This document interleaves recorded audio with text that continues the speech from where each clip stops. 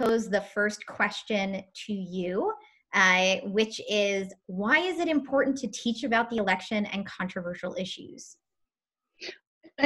It's such a funny question to me. But short answer is because it matters. It matters to us. It matters to our students. It matters to the country. It matters to the world. It matters. It's an election that is, remarkable in many ways, but it's also an election like many others, and they're going to hopefully have many elections in their future as voting adults and participatory citizens. And so where else are they going to have the opportunity to listen to not only a structured discussion led by a teacher, but different perspectives and point of views from students and other people who are from different backgrounds? So I think it's important because it matters. Yeah, that's precisely right. And it really floors me because we've been hearing from teachers across the country that they're being told not to teach the election, or they're just, master teachers saying, I think I'm going to sit this one out or wait till it's over. And that absolutely boggles the mind. Can you imagine in 1980, the lead up to the 1980 presidential election debate, would you even question that all the social studies teachers in a building were going to be teaching the election? In fact, wouldn't you be alarmed and dismayed and say, wait, what's going on here, if you found out they weren't? We know that this is how students learn to be engaged, active citizens in our democratic republic. And like Kristin said, if they don't have these opportunities in the classroom to learn about and practice these skills or see these skills modeled for them, where are they going to get them? I totally agree. Just building on that, one of the things we've learned by bringing Vote by Design, which is a different approach to helping students think of themselves as engaged and confident voters, is this opportunity to practice having these conversations, to practice deliberative thinking, to practice seeing themselves as voters, as engaged citizens for their lifetime. We have to move even beyond just getting them to memorize certain facts and to actually embrace the fact that this is a thinking process. This is a conversation process. And so I think the elections provide an opportunity to do that. And classrooms and teachers provide a safe space for students to explore their own values in the context of what matters and how they can continue to be citizens of this country and active participants in shaping the future that they want to bring to life. I'll piggyback on everyone else about the importance of the matter, but I also want to stress that civics is a problem-solving mechanism for our society.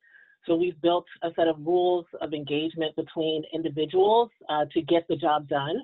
Voting is just one avenue in that problem-solving mechanism. So we really want to make sure that we're, heading toward controversial issues and heading towards problems that we're facing amongst groups and individuals with the idea that, civic education can solve these problems.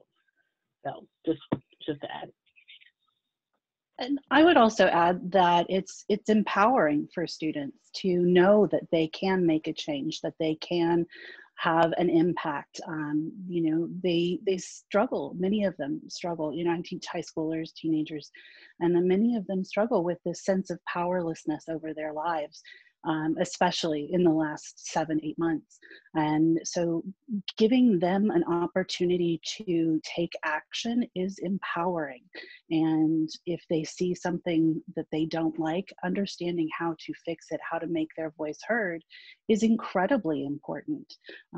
Again, as citizens, as people, we all want to feel that our voice matters. And so helping students find a place where their voice can matter and their voice can be heard is important. Kristin, it's almost like what my next question is going to be.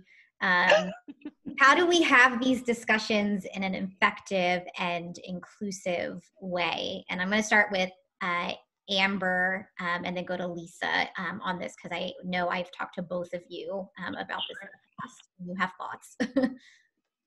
Yeah, so you want to center your students' own experiences. There's culturally relevant pedagogy, culturally responsive pedagogy. Those words are kind of buzzwords right now that are floating around. In order to have these kinds of discussions in an effective, inclusive way, we want to make sure that we're allowing our students to show up as their whole selves in the discussion. Sometimes as adults, we can be put off by students' ideas, or their experiences are different from our own. We want to make sure that they do not feel, I don't want to say feel bad, but like that they are empowered to have their own opinions and explore those a bit more. And then to challenge them to also say, if you believe this, like, let's do a bit more research and do a bit more focusing on, why you have these opinions and how can we solve these problems and issues. So that's one way. Center your students' identities and center their experiences in the discussion. I really love that, Amber. And one of the things that I like to think of as a designer is actually to design backwards, to say, you know what, at the end of this class or at the end of this unit, how do our students feel? What do they know that they didn't know before? What do they know about themselves? What do they know about others?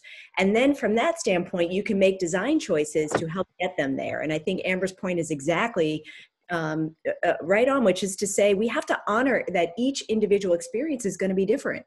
And one of the most important things we can do from the beginning is to create an environment that allows them to show up fully. It's one of the reasons why Kristin just inspires me so much in how she engages her students, which is to say, I see you fully and I see you as capable of having these conversations.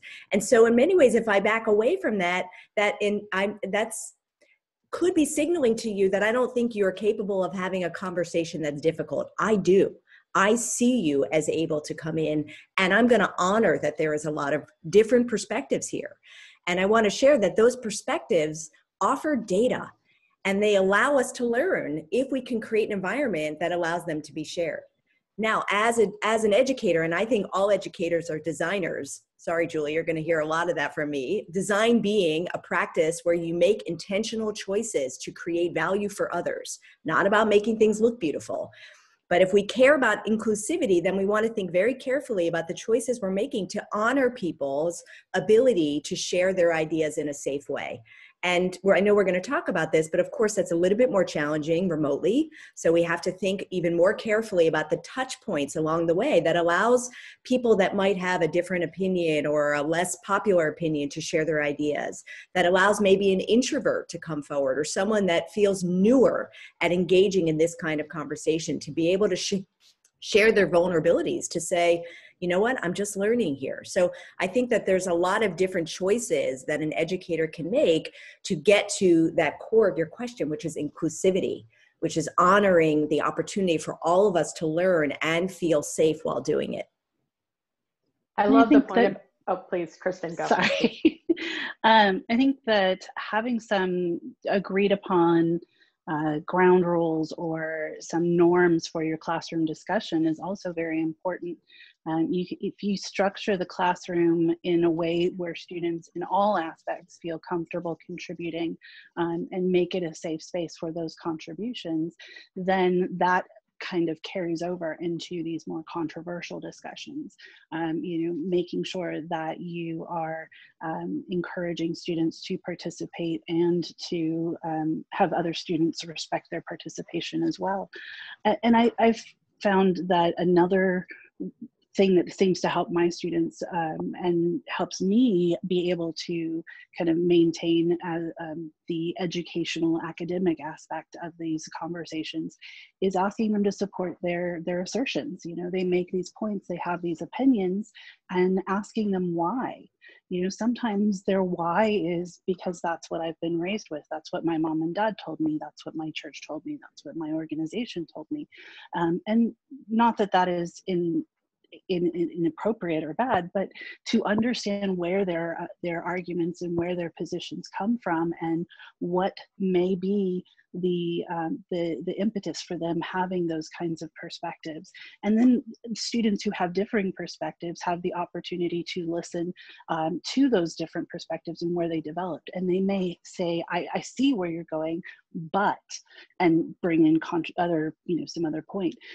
So there's ways to structure the discussions within the classroom to make sure that students are backing up their positions, their points, as well as making sure that everyone gets a chance to be heard with those ground rules, and that you can develop lessons and activities within the class. Also, going to what Lisa said about making sure that students who maybe are introverts or who don't necessarily like to speak out in class, you can design lessons, not just a one-off, but a multiple types of lessons where you have somebody who is, an introvert and doesn't want to talk but will write, or someone who will write in a discussion post and respond, someone who will verbally say something, or a student who, if given the chance to write down their thoughts first, and as long as they're not put on the spot without having that thinking time, they can do that.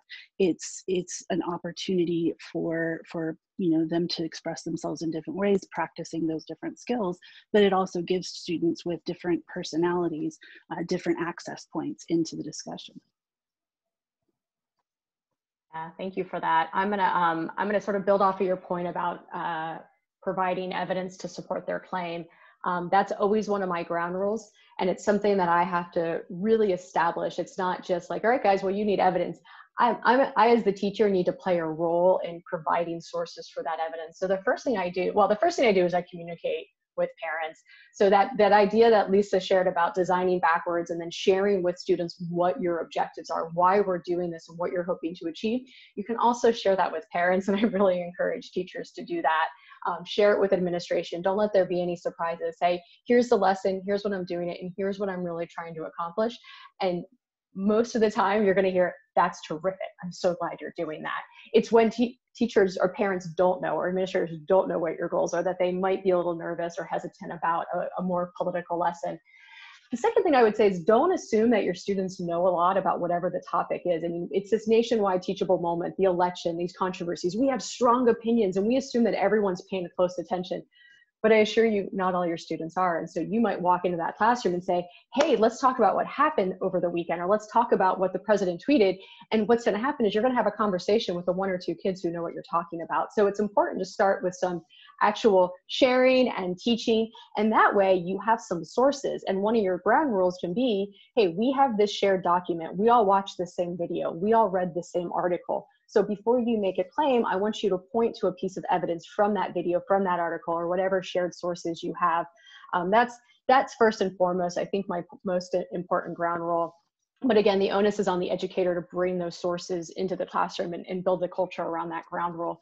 Some other really simple ones in terms of being really respectful, you might have a ground rule for your class that says, here we say the Republican Party and the Democratic Party. We don't say the Republicans and the Democrats, and we certainly don't say the Democrat Party. That's a pejorative, and teach kids why and how that's been used historically.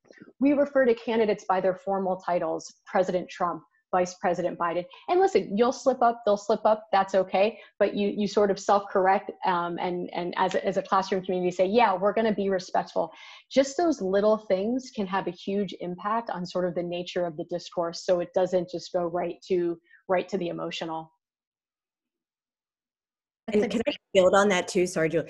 I love all the sort of framing and norming ahead of time. I mean, one thing, just building off Emma's comment that I have just experienced from decades of designing conversations that are intended to learn, which is in many ways what this is that if you're not able to articulate the why ahead of time, people are going to make up the why.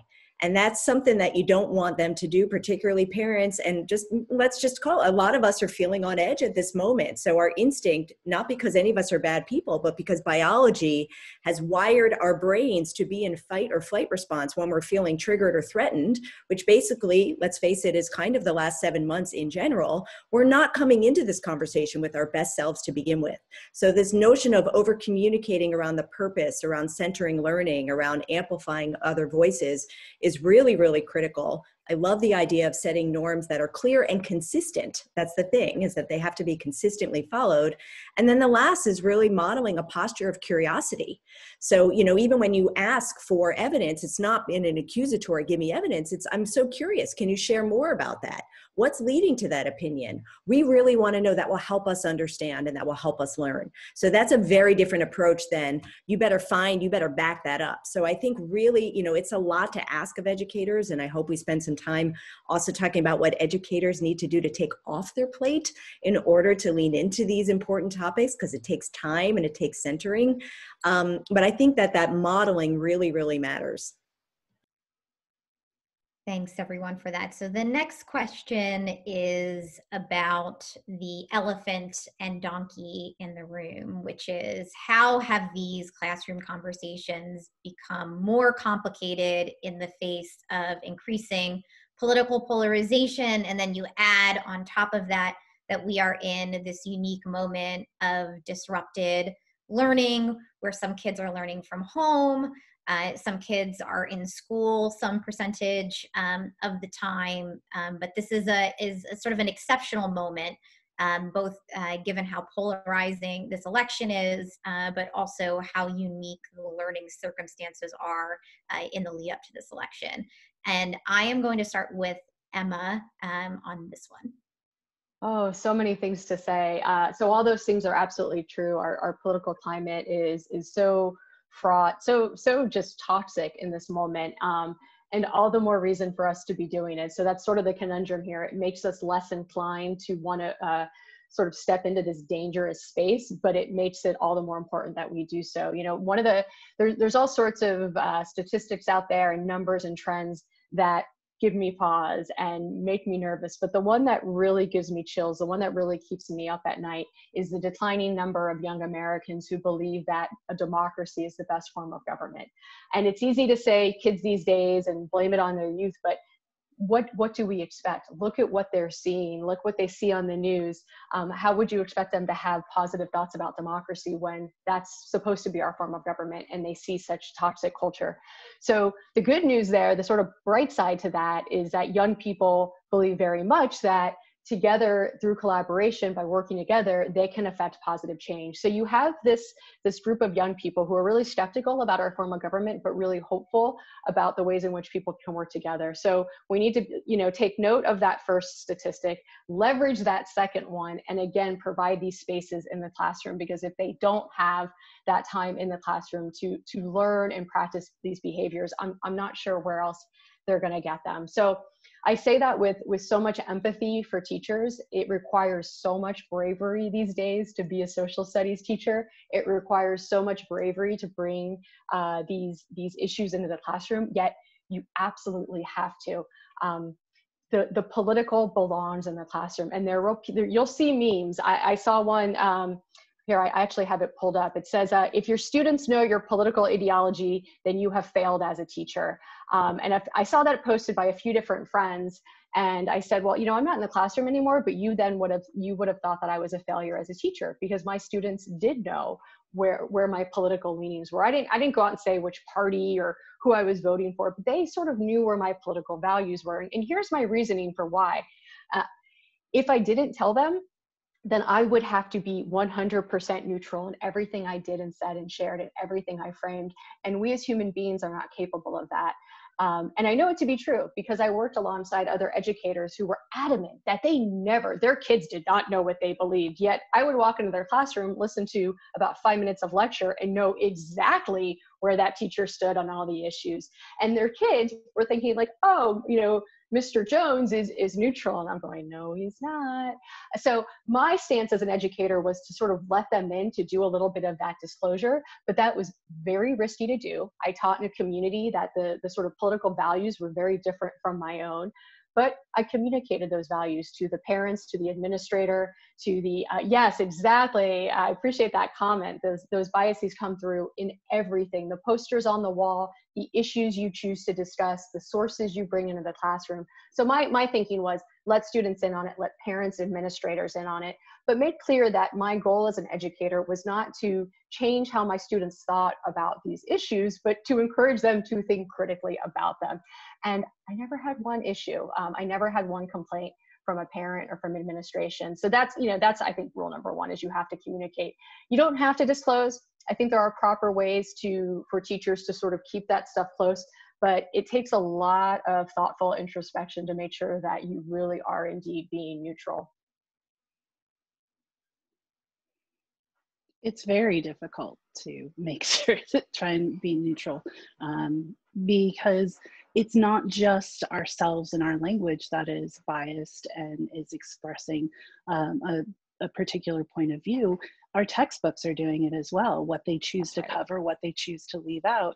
And, you know, we've seen a lot of different aspects of that over the years, with different groups left out, individuals left out. You know, the choice of what to put in a textbook is in itself a political issue and a reflection of bias. So, you know, teaching kids to see that and teaching them to hear our point of view, but question it, and to evaluate whether or not that lines up with their values or not, is part of that critical thinking that we want to be teaching them. You know, we want them to look at the textbook and go, what is left out and why. We want them to, I want them to question me and say, why didn't you cover this? Why didn't you address this? And sometimes it's the issue of time, you know, time and space, but still you're making a choice about what to cover and what to spend time and space on. And that is a reflection of what you value. And teaching students to see that, question it, evaluate that is an important skill, not just in the classroom. I mean, I want my students to have those kinds of questions and thought processes when they're looking at primary source documents and, you know, thinking about how they're going to include those in an essay. But as citizens, as human beings, they're going to get bombarded. I mean, with Twitter and Instagram and Snapchat and all of these things, they're bombarded with so many people's opinions, and we don't want them to always just take it at face value. You know, it could be something that is from just a random person. It could be something that is from a researcher or someone else that is providing, you know, peer-reviewed information, and having them look at those and where the sources come from and the reliability of the source is part of that skill. And they can treat us as a source. You know, we are not, as an educator in the classroom, we're not the be-all end-all. We make mistakes. We're human, and we have our own perspectives and our own backgrounds that influence what we see. And I want my students to question me as much as I want them to question other sources, because, I mean, I think I'm pretty fabulous, but you know, there might be some students who don't agree with me, and that is okay. But if they question me, then they have a better understanding of where they stand. I love that so much, Kristin. I put in the chat, I mean, I think that's modeling that teachers are learners too, and they have to be. I mean, the context is changing. I mean, even how we taught history, even elections 4 years ago, 8 years ago, it's changing. It's changing. And so that shows that we have to be responsive to the moment of the time. And I also want to build on Emma's point earlier about, you know, allowing yourself to be seen as students too. I think that's a form of modeling. We now know from science that emotion actually helps learning. If you're feeling emotion about something, it means that you care. Now, there's of course like out of control emotion where we shut down, and there's emotion we can use to kind of lean in, again, as a form of data. Wow, that's important. Can you share more about that and how critical that is in finding the right way to bring that forward to allow students to feel engaged? I love Emma's point. This is a nationwide teachable moment. This is, what an extraordinary time.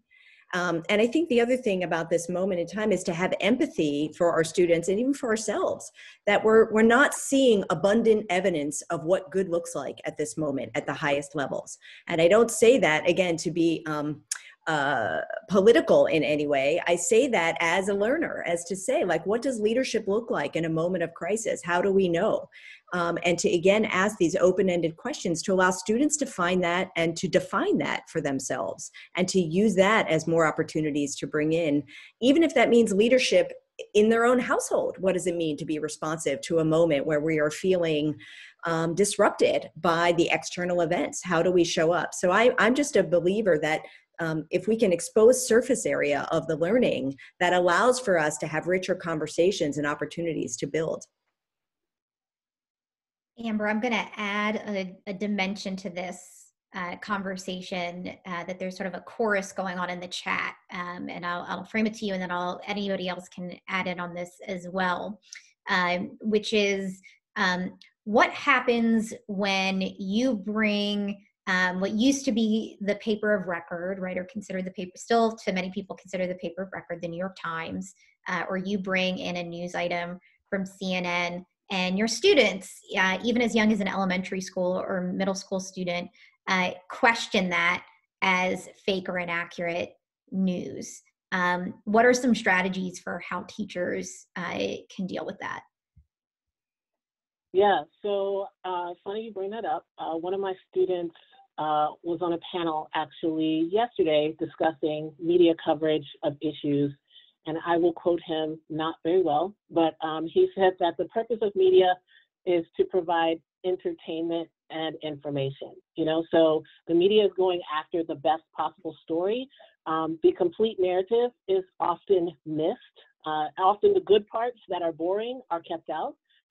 So as an educator, you kind of have to allow your students a bit of healthy skepticism when they're analyzing the news, provide that space for them to, you know, bring in a variety of resources, obviously, that are also discussing the topic, but compare, like, what is the language used in this channel versus the language used in this channel. I think that allows students the space to get the complete picture, to analyze, to create their own opinion about a topic. But also, you know, I think having candid conversations about the purpose of our media, right? That is a civic space. Media literacy is part of civics, and we want to make sure, you know, that our students, once they leave our classroom, they have those skills to be able to, you know, just analyze and say, this is great, this is a great source, this is not a great source. Yeah, I'm so glad this came up, and I agree with everything Amber just said there. Really having a lot of conversations about media, teaching about media and teaching media literacy. At iCivics, we have a game, it's called Newsfeed Defenders, and it teaches the standards of journalism. But you don't really realize it. You're sort of playing this game and you're moderating a social media feed and you're building a community and you're trying to get followers, but you're trying to keep your legitimacy up. And through all of that, you sort of just implicitly learn the standards of journalism. And I think more importantly than just learning those standards, you're learning the disposition of, like, checking it out. You know, there's this old phrase in journalism: if your mother tells you she loves you, check it out. Same thing with anything you hear on the news. Before you share anything, is it true? Teaching kids how to read laterally, teaching kids how to read like fact checkers do. When you put kids on a news site and say, figure out if this is legit, they're gonna stay on that site and they're gonna look for evidence on that site, which is probably trying to fool them if it's not legit. The first thing a fact checker does is open up another tab, lateral reading, and they look to see what else has been written and said about that site. So teaching those skills, I think, is really important. As for the sources that you choose to bring in and students questioning it, you know, if the school or school district has made a decision to purchase something, you can kind of take a little bit of shelter in that. This is what I'm being provided. And yes, there is a bias to it. So let's evaluate that, but that doesn't mean it's not legitimate. It doesn't mean it's not real news. Let's learn about the standards of journalism and see if they check out in this source. And then if you're looking to provide that balance, I pasted in a couple of different sites. Allsides.com, they're going to show what are the headlines on the left, the right, and the middle on the same topic. They have a great chart where you could see across the spectrum where all the media outlets, where they fall. So yes, there are absolutely more liberal media outlets. There are also more conservative ones. And hey, let's try to get news from both places, or maybe go right down the middle. And then the flip side, that is I get that in my inbox every morning. It's just a really wonderful digest of sort of, all right, here's the big headline of the day. What are the big quotes coming from the left? What are the big quotes coming from the right? Share that with students. It's okay to have a political perspective. It's okay to bring those into the classroom. But of course, we want to provide balance, treat it as an authentic inquiry activity, and give students those opportunities to sort through it, because it is probably the most critical skill they can develop as a citizen today. Great. So oh, sorry. No, Kristin, go ahead before we move on. I'd also like to throw out the Stanford History Education Group and the materials that they have. There's a ton of information in their reading like a historian series where students are asked to evaluate and corroborate sources. So that's a really easy way to integrate some of that into regular lessons so that you're laying the groundwork for the controversial, more recent issues. And I know the Sam Waringberg also put up stuff about civic reasoning and lessons on that lateral reading and how to evaluate sources. And so those are resources that we can easily, as educators, without a lot of, having to create things from scratch, which in this time is just good luck if you can find the time to do it, more power to you. But a lot of us don't have that time. And so these are really high quality resources that we have access to for free that can help us in teaching the skills and also teaching the ability to look for fact and truth and evaluate media. Yeah, and again, I just want to go back to this idea of how we phrase the question. Not is this article right or wrong, but what can we learn from that? What do we think is motivating it? Where the source is? Why is it so different than this? All of that is part of critical thinking, and we're modeling it in that way. And I think that's so important. And even to the earlier question about what happens when even a middle schooler challenges it as fake news, what an opportunity to be like, oh, can you tell me about fake news? Like, what is fake news? Like, why is fake news? So I get that can be hard to do when you're driving towards a lesson plan. You're not prepared for that like big deviation that is like, ooh, this is not going to be a short off ramp. So I think in the moment you have to make that judgment for yourself. Is it worth it to hold that space, or should you just note it and move on? But really requires that centering of like, wow, what are the teachable moments along the way? I know Sam's going to be so happy with all these shout outs to Sheg, but I think it's like just another on-ramp to critical reasoning here and critical thinking that is so important. One of the big eye-openers, I'll just say, to not, maybe as a nod to not take things for granted, one of the opening questions that we offer in the Vote by Design curriculum is, what is the job of the president? Just like an open, and have them, and we use a whiteboard, a sort of online collaborative whiteboard. So no judgment, like what's the job? Describe in your own words. And it's just so interesting to see all of the different responses, and it never fails. If I've got a class of 30 or 300, we're not going to get the same answer twice. That in and of itself is such an interesting moment to say, notice, like we're all voting, or, we're casting, we're hiring for this job. We don't define it the same way. Isn't that interesting? Isn't that interesting? And so now we're getting into a place of exploring some of those differences. So I think one big lesson for me is to really not take for granted that these words that we think everybody has the same understanding of, that they do, that in and of itself is an opportunity to learn and explore.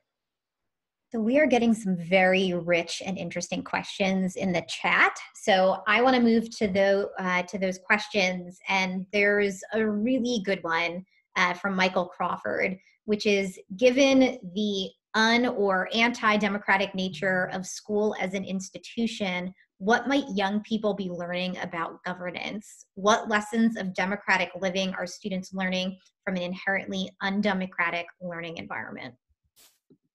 I love this question. It's a topic we talk about a lot at iCivics and care about a lot, because we know that to really move the needle here in terms of civic education in our country and ultimately the civic health of our democratic republic, we need to really hone in on that school and district level and building democratic culture. It's not enough to just teach civics more, although we want that. It's not enough to have a more robust curriculum. We want that too.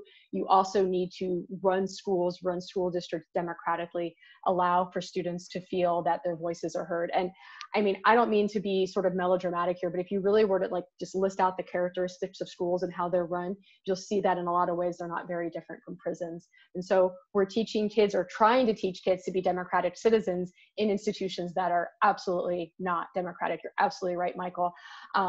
So that's a problem. So then what do you do to fix it, right? And so the best thing we can do right now is point to places that are getting this right, point to case studies. One of them is George Washington High School in Chicago. I know Aileen will share the link to our Civics Now website, where we've made a video really showcasing this school and the different things they've done to build that democratic school culture. But one of the biggest things is just allowing for meaningful opportunities for student voice. So not just letting them vote on what the Spirit Week theme is and what the colors are going to be, but letting them vote on what are disciplinary ramifications when a kid does something wrong, having a student member to different boards at the school. I'm proud to say I came, even though I went through high school a really long time ago, I came from a district that did have a student representative on the school board.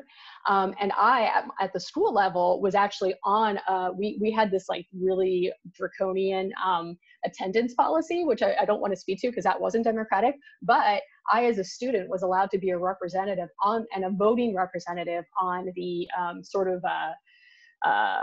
appeals board. So if a student made an appeal to, go against the judgment, we would look at the case by case basis. So having that kind of actual meaningful student voice, and at the classroom level, teachers know how to do this, especially social studies teachers, right? Bringing kids in on making the rules for the classroom, setting those norms, allowing them to choose topics. That doesn't mean they can choose anything they want. You can give them a menu of appropriate choices, but ultimately letting them decide. Thank you, Aileen. I knew you'd share that for me. One thing I just want to say, Emma, that brings up to me, and just a consideration, is that I think civics is really beyond a single classroom moment. That civics is really interdisciplinary and requires integration, I think, with the principles of the school that Emma was talking about. I mean, I'm equally aware that some of these conversations need to be happening in advisory. Because they are so core to our sense of safety. They need to be happening not just in civics, if you're lucky enough to have that, but of course in history and other humanities courses, so we can learn from our past to understand, what this conversation or what elections have looked like and how we can learn from that.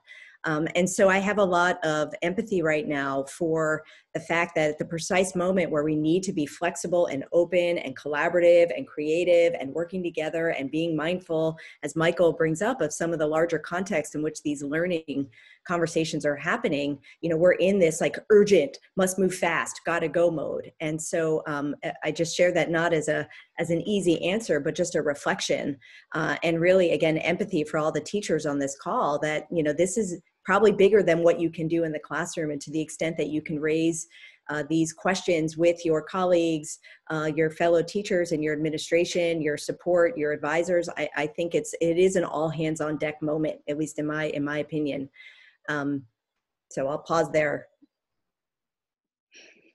I think utilizing some strategies like the project-based learning, PBL, you can you can have students choose a real life issue in their community and then do all of the steps as a project to propose a potential solution and learn about the way that their local government works. That's something that has been integrated into the new framework for California social studies with the CLIC, that I can never remember the things that it stands for, but they can do those kinds of activities. And then in terms of on a smaller scale, utilizing things like universal design for learning. And thank you, Carolyn, for doing that. The universal design for learning and offering students choice in how they acquire information, choice how they process information, and choice about how they demonstrate learning.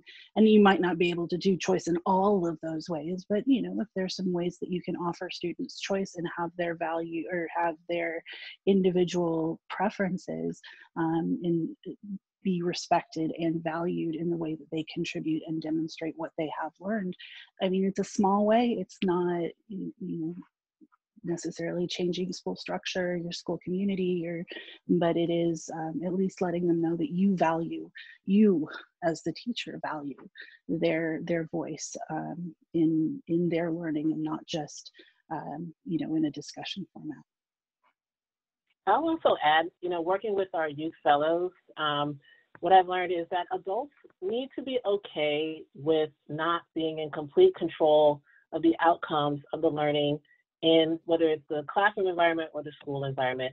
I think we as adults have some evolution that needs to happen within our goals and expectations of what is possible at school and what is possible within the classroom. You know, students have really great ideas, and working with our student fellows, I mean, my mind has been blown on several occasions, and I know that you guys have probably experienced those same moments in your classroom. I'm like, wow, what would it really be like if we allowed these students with these great ideas? And I'll say every student, not just your high-performing kids, you know, every student has great ideas, and we need to work on how do we lift up every student so that they are empowered to, you know, execute and implement those great ideas that they have. How do we facilitate that space? How do we advocate to ensure that they have these opportunities, not just our high-performing kids? So again, we as adults have a responsibility to evolve our understanding as well as we're empowering these students. Yeah. So I have, there's another chorus of questions on a particular topic, which is there's a unique challenge that is emerging as parents are really becoming part of a student's learning environment because of virtual learning. And this has led to some pushback and questioning of why particular topics are being taught in the classroom.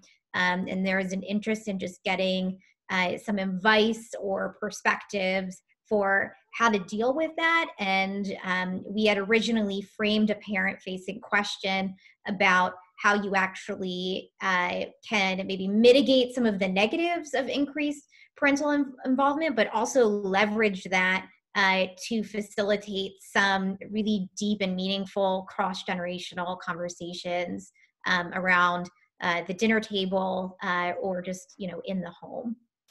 Yeah, I'd love to speak to this. So I had my sort of first revelatory moment back in the spring. I was a guest speaker for a middle school course out in California, so virtual. I was after school closures, and I was speaking on the census, which, you know, at face value can be a pretty, you know, anodyne subject. But at one point, a student asked a question about whether or not they were going to be including a question about citizenship status. And as I'm answering this now somewhat political question, I see an adult walk past one of the squares that I'm looking at. As I, you know, I'm just looking at the teacher and these kids, but then I see this adult figure go by. And in that moment, I had this like, there's other people in the room. I'm broadcasting into all these homes. Who knows how many people are hearing me? And for the safety of the teacher, I need to be really, really careful so that I'm not, you know, exposing this teacher to any sort of political charges. So ever since then, I've been really sensitive on this point. There's a few strategies I can recommend. I mean, at some point you might be at a loss and you have to say, you know what, this year or this semester, we can't do it. We're going to have to wait, because if it's not safe for you as a teacher, I'm not gonna push you to put your career and your personal well-being at risk. But a few different strategies, of course, that early communication. There are some sample letters home, letters that you can send home to parents ahead of time. I'll pull some of those up and place them in the chat. There's a lot of research supporting this, supporting why you should be doing this. I'll link to some of that. For instance, students are 40% more likely to vote when they reach voting age if they've been taught about elections and voting. That enough should give you all the justification you need. 40% more likely to vote in a country that has very low voter participation rates, and when voting is so critical to the maintenance of our constitutional democracy. So you can lean into that kind of research that shows that teachers are more likely, and this is sort of proving our point, more likely to teach about these topics if they feel support from administration, from the district, from the parents. So really appealing to them for that support, saying, this is why this is important, and I need your support. I want you to be an ally on this. You know, when you're accused or when you feel attacked, it's easy to want to sort of like respond in this sort of like legalistic mode and to prove what you're doing. And I don't blame you. That would be my sort of same initial emotional reaction, but to pause and say like, hey, let's have a conversation here about why I really want to do this and why I think this is important. Let me hear your concerns.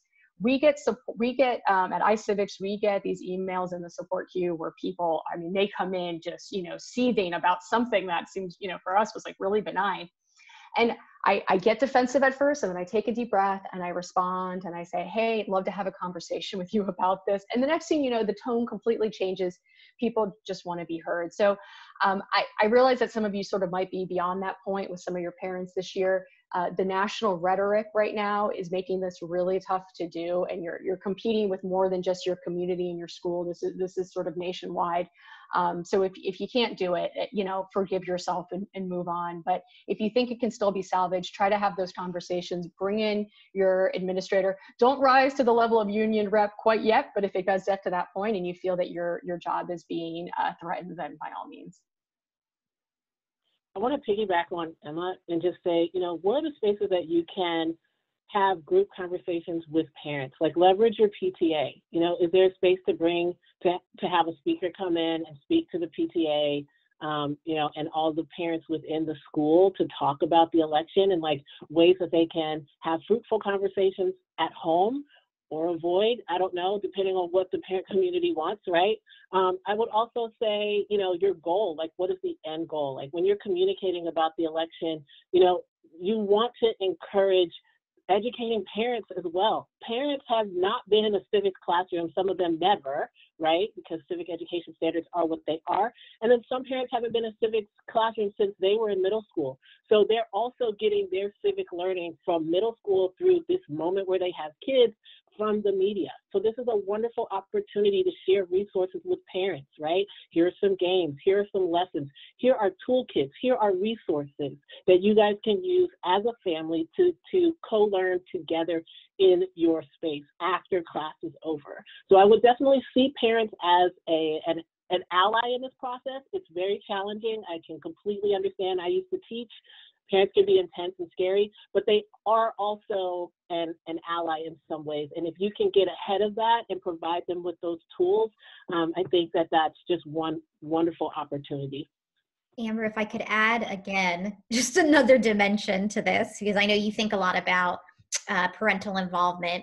Carla has a question about any activity suggestions that actually invite parents and their kids to engage in discussions around controversial issues. And then I'll open it up to the rest of the group. Oh my God, I have so many. So one I would say is go through your ballot together, right? If you had a ballot that came in the mail, just let your kid look at it. I think just exposing, you know, encouraging the parent community to expose their kids to what does a ballot look like. That's one very low bar, right? Obviously going to the polls, encouraging families to go to the polls together might be dangerous in this election season, but that's one that I definitely promote. Also, you know, informed voting, right? Like figuring out, like, encouraging your students to go and do investigative work with their parents on who are the people who are running for office in our community, locally, right? Because those are the most important ones at the state level and then at the federal level. Pivoting away from just the federal level, right? Because the federal level is what is in the news. Because local news and local media has dried up, we don't hear as much about the campaigns that are happening at the local level. So that's another wonderful opportunity to get families engaged and involved and informed about, you know, the people that represent them. So hopefully those are a few strategies. I'll open it to everyone else. I also love the idea. I mean, Amber, I love that, and particularly local, because I mean, local is really where we feel it. And like and again, going back to, from a design perspective, like what are these jobs? Not who do we want, but like, first, let's just define this job. What is city council? Like, that's so interesting. What kind of power do they have or not have? How do they get their information? So again, opening it up from the baseline of just defining what it is and not assuming that we all know.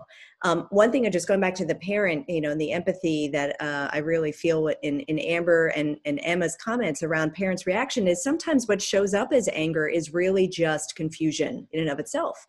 You know, again, we assume that people have been taught how to vote. Very few of us have been taught how to vote. Well, I had a high school humanities teacher I was working with said it so beautifully. He said, you know, it makes me think we spend 40 hours teaching 16-year-olds how to operate this machine called a car. We don't allow them to operate a car unless they've gone through that training. We give them zero training to operate this machinery called democracy. That's crazy.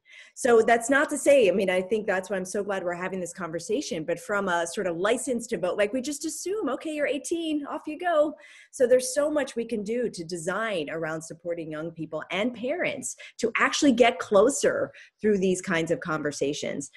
The other thing, and this may seem, you know, a little strange, but there's so much opportunity to support the activities around voting.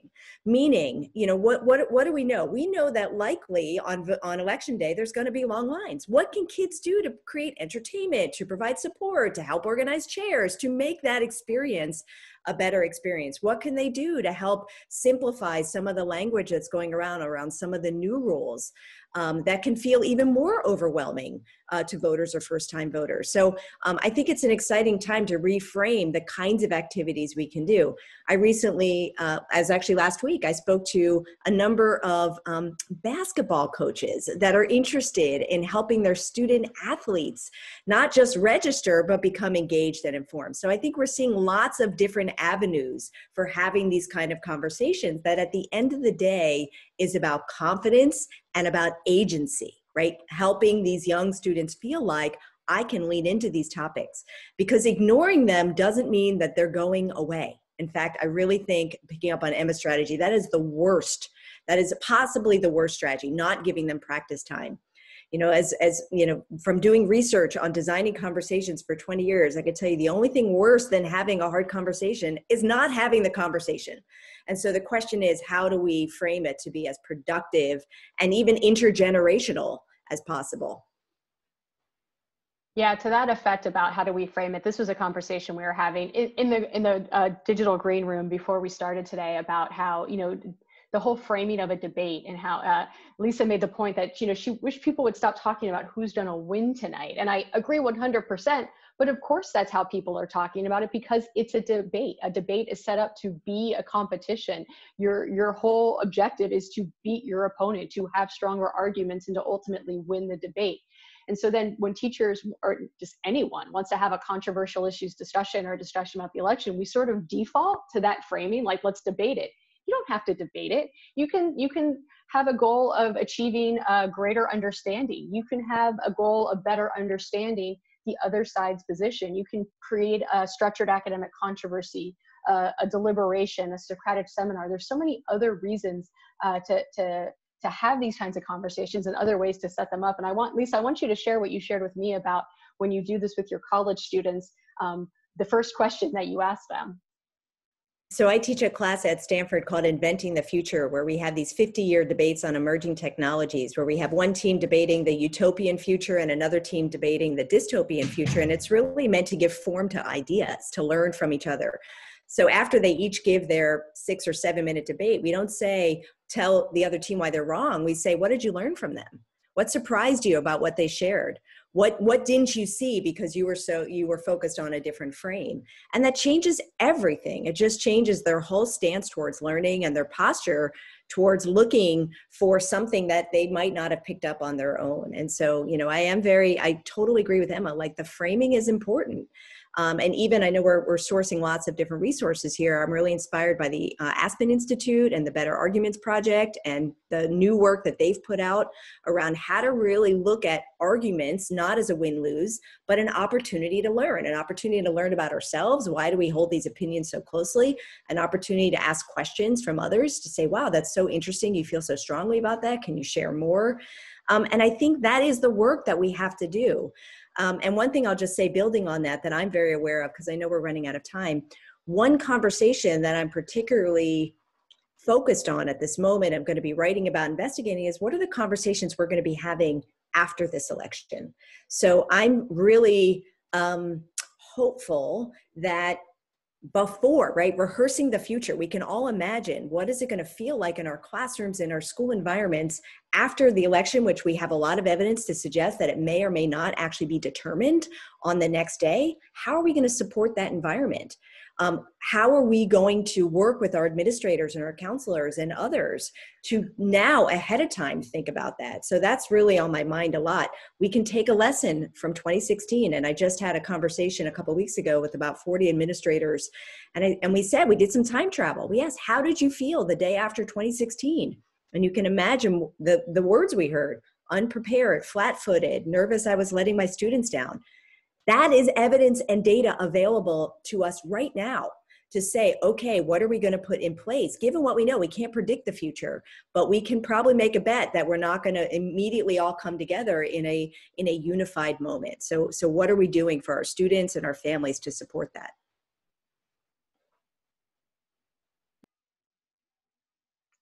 Julie, you're You're on muted. mute, Julie. 2020. I had to do it. I just want everyone who's ever spoken on mute on a webinar to feel a little bit better. I did it too. No, just kidding. We've got 2 minutes left. So I really just want to invite everyone to just offer some closing thoughts to share with our participating teachers.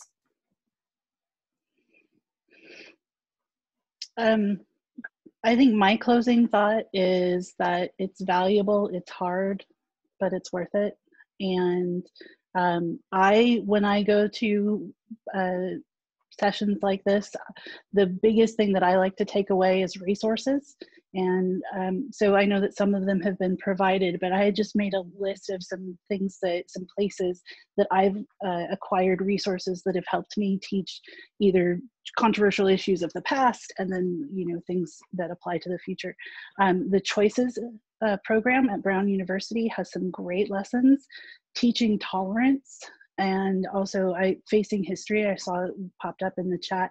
Facing History is amazing. And then if you have access to Facebook, there's quite a few teacher groups on Facebook that are well moderated and it's just like a gigantic PLC where people are providing each other with materials, but also answering questions. And it's hard. Find a buddy. Find a teacher buddy that you can bounce stuff off with at your site, so that to keep yourself defensible, but it's valuable and worth it. I'm gonna piggyback off of Kristin's awesome points because she said all of mine. But I just want to ask, no, twin minds. So you're amazing. Be kind to yourself during this time. I'm going to throw in the social emotional learning, so I'm going to pivot away from resources and stuff. But, be kind to yourself during this time. These are unprecedented times. These are stressful times. You're dealing with your own family. Your students are dealing with their own family right now. Your admin is dealing with their own family and situations. So, just be kind to yourself. Understand that democracy is an iterative process, that the election is not the end of this iterative process. We get lots of chances to do so. So that's the bit that I will add there. I love that. I mean, maybe I'll just build on that. I couldn't agree more around find a buddy, be kind to yourself, maybe redefine success. Like, what does it look like? What does it look like to support your students? I put in the chat, loved the Tufts Circle framing around growing citizens. Like we're taught to support a growth mindset. We have to do that for ourselves. We have to do that for our students as well. And so even just helping them loosen up is a step in the right direction. There are no metrics for this right now, so you're going to have to be kind about how you're measuring the kind of dialogue and engagement. And just know, just from the energy in this group alone, we're like you are not alone. And I just want to, before we end, say thank you so much to iCivics. You are such a pioneer. You are such a gift to so many to give us different on-ramps to be able to do what we love to do, that I'm inspired every time I hear Kristin and others do their important work of growing our next generation of leaders. I just want to say thank you for that. And I love that we're growing citizens. And if that's the case, then our teachers, you are our water and our sunshine. And for what it's worth, you have my full support in teaching controversy and teaching the elections and bringing us into your classroom. Well, we are a little bit over time, and I just want to thank Emma, Kristin, Lisa, and Amber for their amazing commentary today and for making me a little bit emotional at the end there. I love this growing citizens. I do believe teachers are the guardians of our democratic republic. And so it truly is an honor to be able to support all of you. This session was recorded. We are going to get the recording as well as resources out to all of you via email. Thanks so much, everybody, for participating. And we look forward to continuing this conversation outside of the webinar. Thank you. Take care.